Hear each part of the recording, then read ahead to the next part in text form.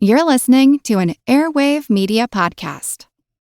Get cash for clothes at Plato's Closet in North Charleston and West Ashley. It's so easy. Recycle, earn cash, repeat. We pay cash on the spot for your trendy, gently used clothing, shoes, and accessories. At Plato's Closet, we buy all seasons, all day, every day. It's time to clean out your closet and cash in. Bring in your denim, graphic tees, athletic wear, shoes, handbags, and more. Sell your styles to Plato's Closet for cash. Then, do it again. Plato's Closet, located in West Ashley on Sam Rittenberg Boulevard and North Charleston on Rivers Avenue. Over there, send the word over there, that the Yanks are coming, the Yanks are coming, the drums rum-tumming everywhere, so prepare, say a prayer, send the word to beware, we'll be over, we're coming over, and we won't come back till it's over there. Hello everyone, and welcome to History of the Great War episode 132.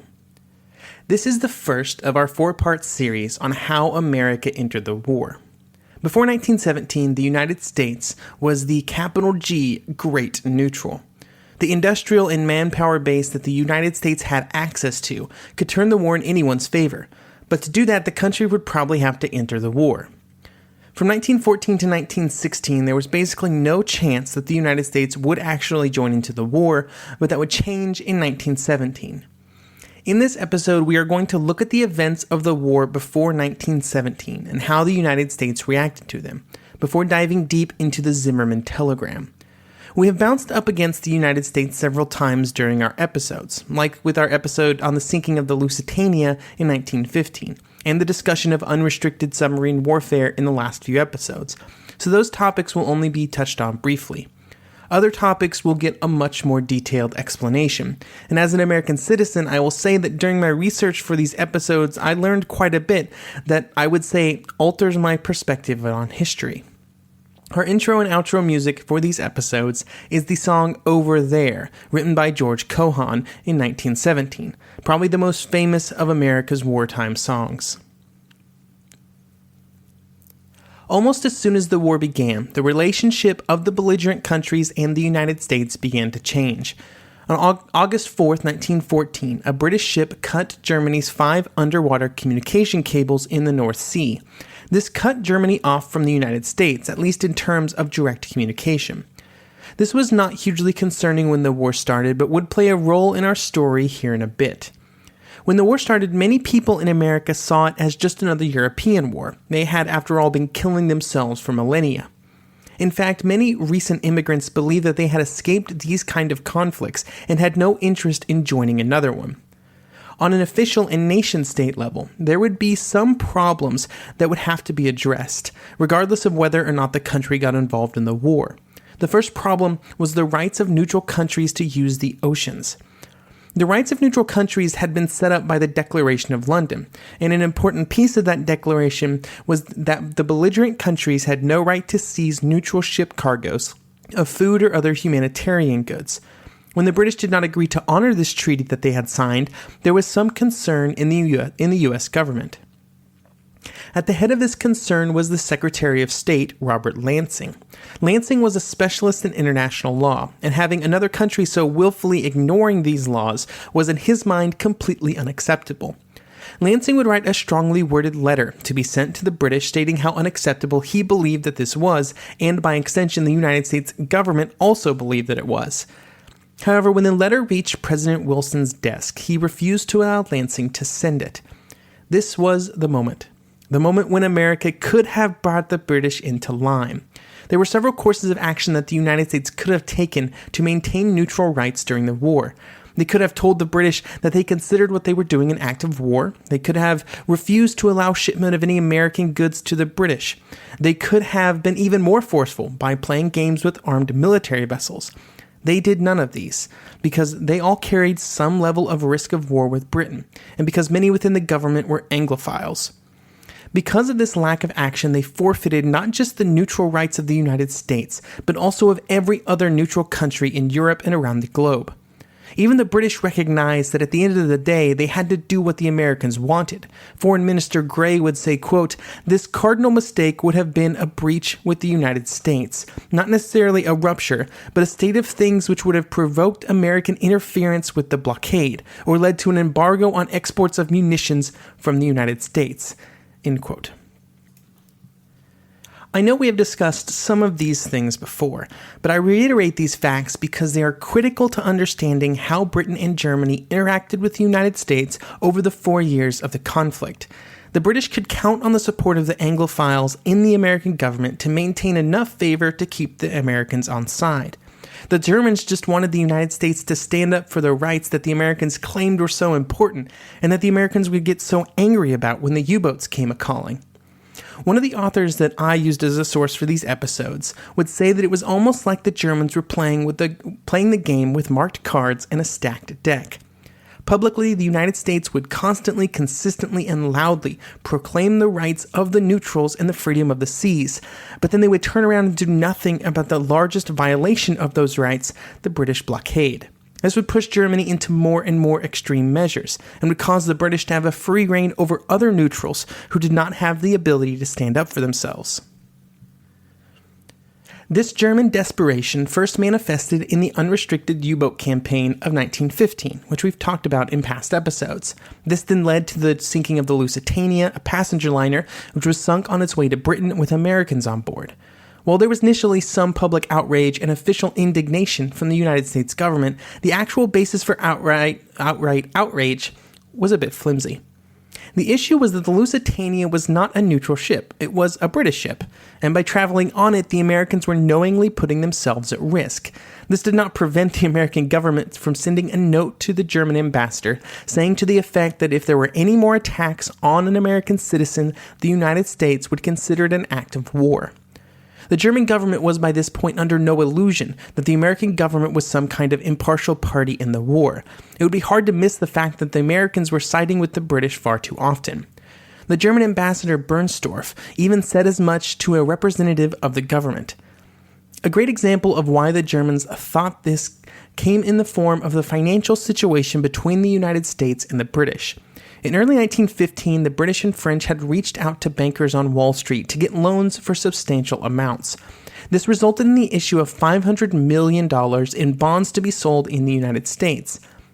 While these bond issues were not very successful, for reasons that we won't go into here, it was just a large example of the ties that were being created between the United States and the Entente.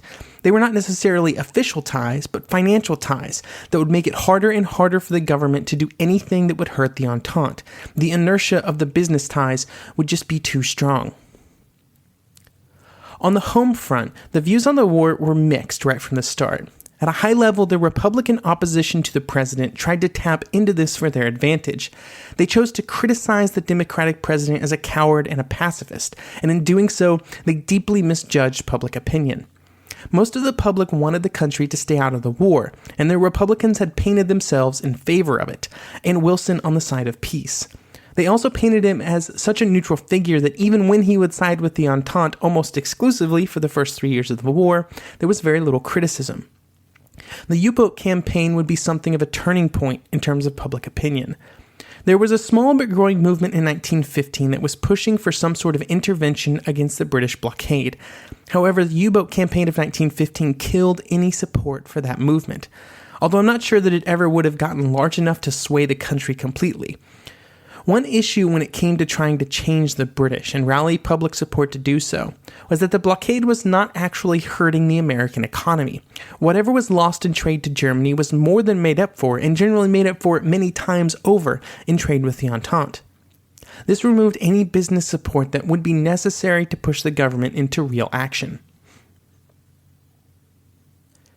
At the center of all of these actions, movements, and swings of public opinion was President Wilson. As I mentioned earlier, he was seen as a bastion of American neutrality, and that is the image that persists through history. But the question is, how accurate is that image? A key piece of how Wilson saw his role in the conflict was explained by G.J. Meyer in his book A World Remade. Quote, Wilson is famous as the great internationalist among American presidents.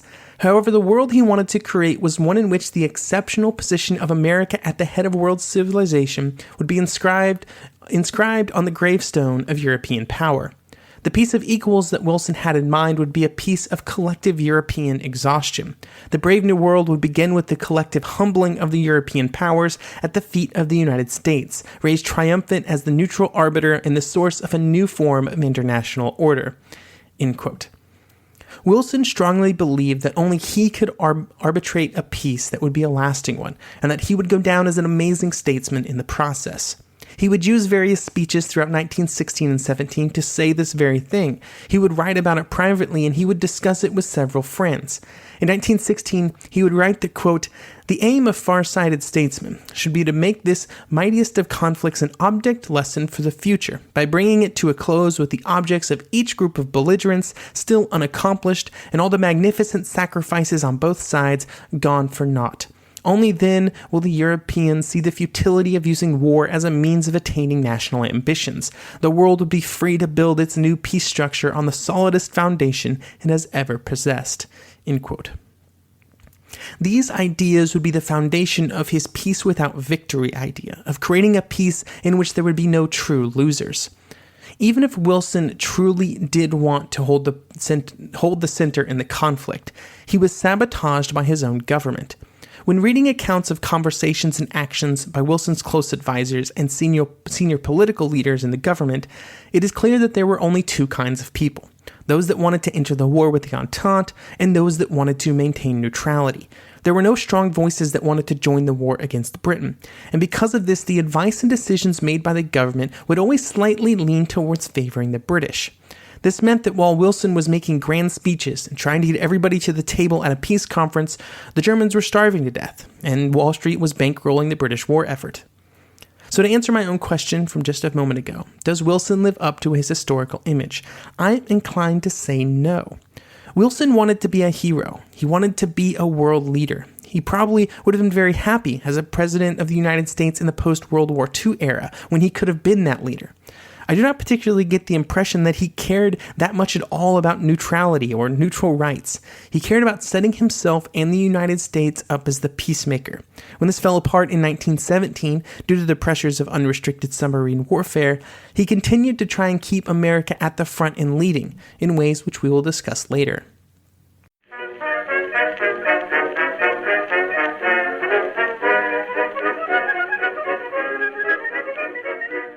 The one truth about human history is that change is inevitable. But the one thing that has never changed is that humans need food to survive. There are many ways to get that food, but one of the easiest ones is Factor. Factor delivers ready-to-eat meals right to your door. All you have to do is heat them up and dig in. In 2 minutes, you can be eating tasty keto or vegan options, or any of their 35 options that they have available every week. So you can choose maybe the cheesy garden herb chicken, maybe the Santa Fe green chili beef skillet, or perhaps the Caribbean spiced tofu. It is all delicious, and if you have a bit of a sweet tooth, Factor still has you covered with a wide range of snack and smoothie options. Chocolate mocha cheesecake, snickerdoodle macaroons. Any of that sound good? And don't worry, even the tasty stuff is dietitian approved. Head over to factormeals.com/GW50 and use code GW50 to get 50% off. That's code GW50 at factormeals.com/GW50 to get 50% off. Get cash for clothes at Plato's Closet in North Charleston and West Ashley. It's so easy. Recycle, earn cash, repeat. We pay cash on the spot for your trendy, gently used clothing, shoes, and accessories. At Plato's Closet, we buy all seasons, all day, every day. It's time to clean out your closet and cash in. Bring in your denim, graphic tees, athletic wear, shoes, handbags, and more. Sell your styles to Plato's Closet for cash. Then, do it again. Plato's Closet, located in West Ashley on Sam Rittenberg Boulevard and North Charleston on Rivers Avenue.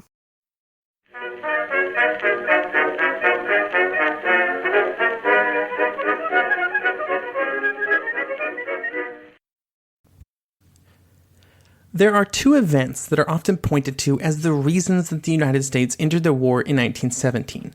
The first of which was unrestricted U-boat warfare, which we covered in some detail in the last 3 episodes, so we'll not be going into that again. We will, however, go into the second of these events, the sending of the Zimmermann telegram. The Zimmermann telegram was a massive mistake and a huge blunder, so let's find out why. Before we get into the telegram itself, we should probably talk about the man that it is named after, Arthur Zimmermann. Zimmermann was the German Foreign Secretary in 1916, after a quick series of promotions through the German diplomatic services.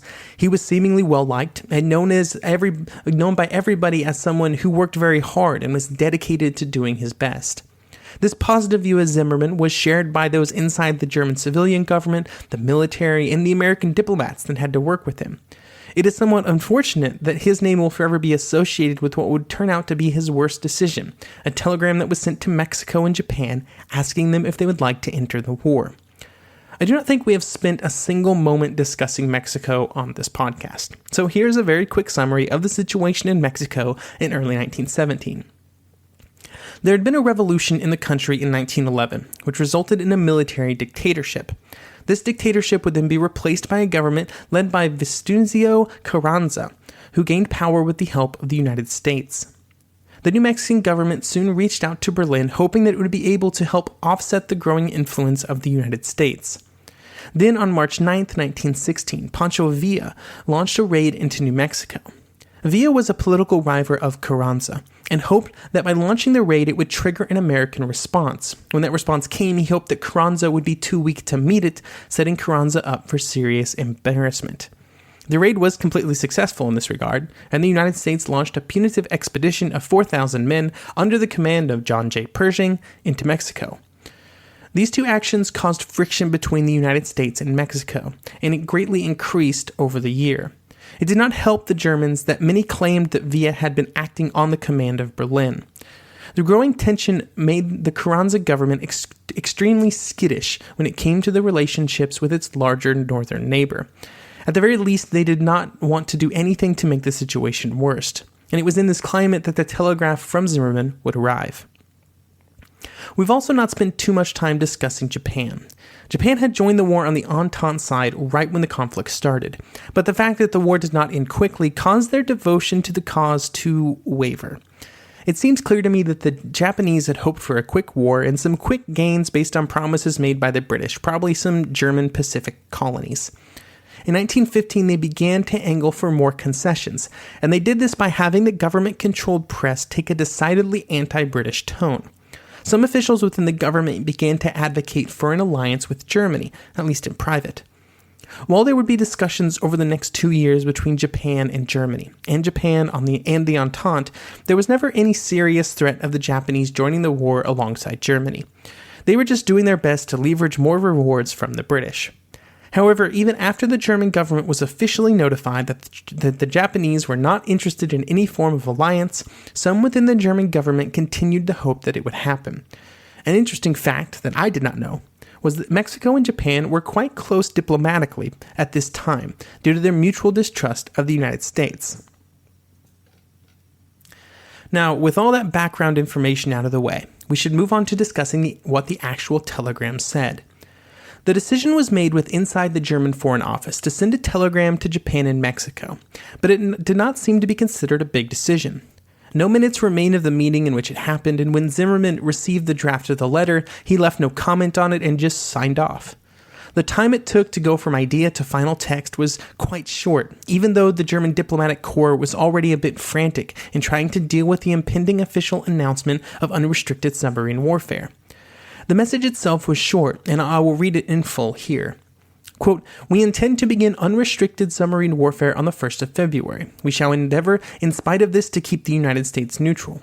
In the event of this not succeeding, we make Mexico a proposal of alliance on the following basis: make war together, make peace together, generous financial support, and an understanding on our part that Mexico is to reconquer the lost territory in Texas, New Mexico, and Arizona. The settlement in detail is left to you. You will inform the President of Mexico of the above most secretly, as soon as the outbreak of war with the United States is certain, and add the suggestion that he should, on his own initiative, invite Japan to immediately adherence, and at the same time mediate between Japan and ourselves.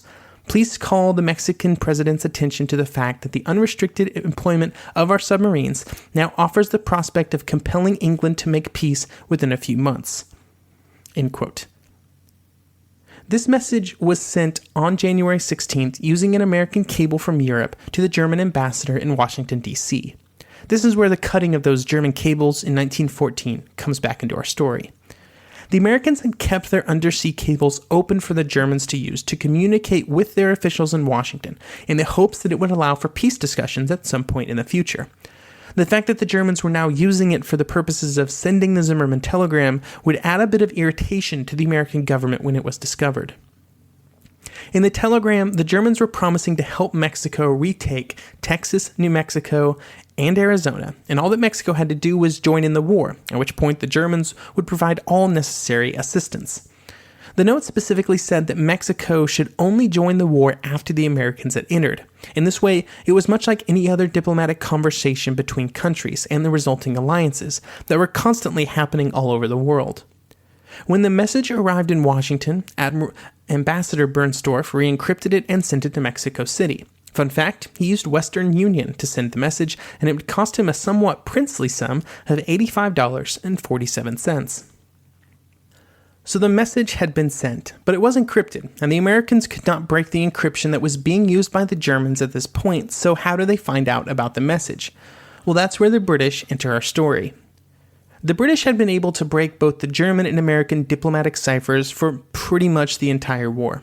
In fact, in 1917, they had been reading every single message sent on the American transatlantic cables for about 2 years.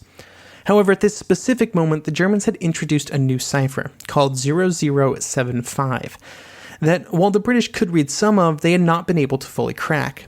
The most talented people in room 40 were soon put on the Zimmermann telegram. Here is Nigel de Grey, the initial analyst. Quote, "We could at once read enough groups for Knox to see that the telegram was important.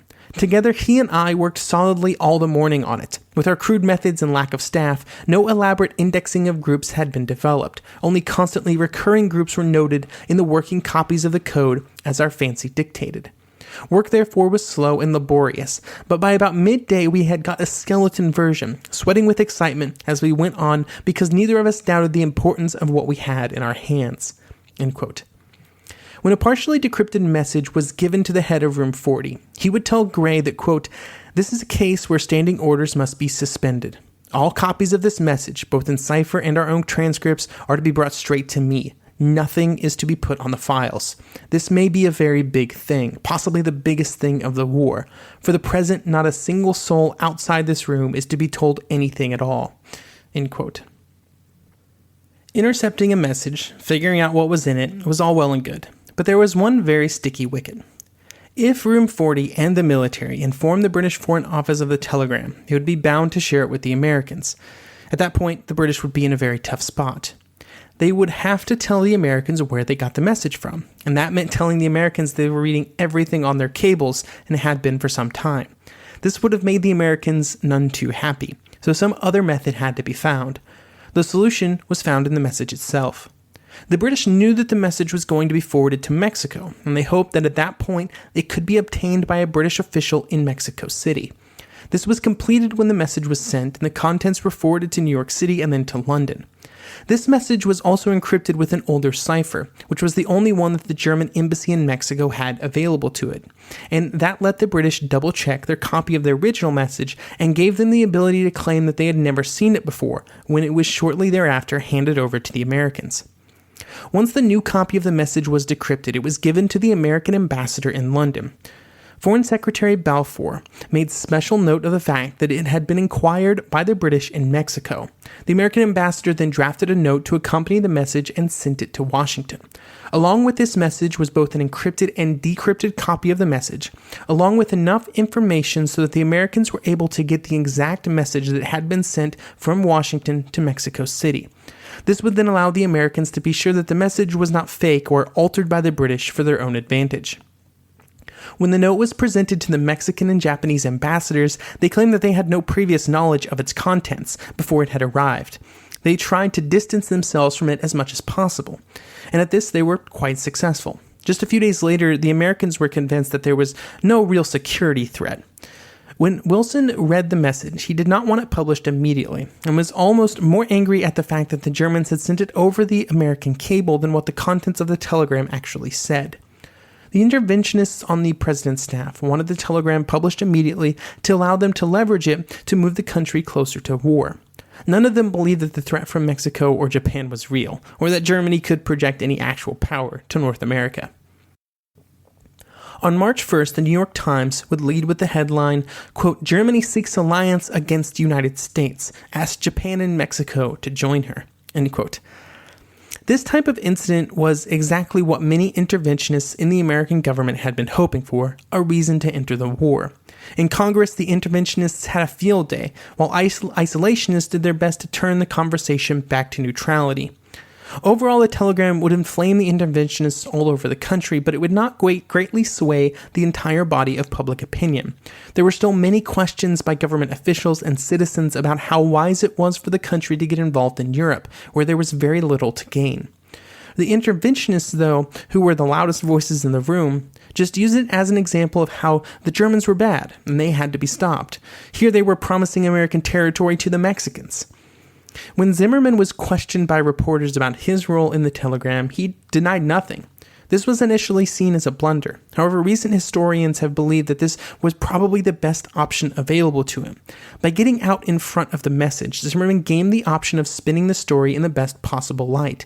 He did this by claiming that it was only a defensive measure, only to be activated in case the Americans declared war. It would never be enacted before the Americans did so. But it didn't really matter what Zimmerman said. In the end, his name, which would otherwise have been probably completely forgettable on the grand scale of history, was attached to one of the most famous telegrams in American history. The question now was, would it lead to America entering the war? And if so, what role would it play in that decision? Those questions are something we will dive into next episode.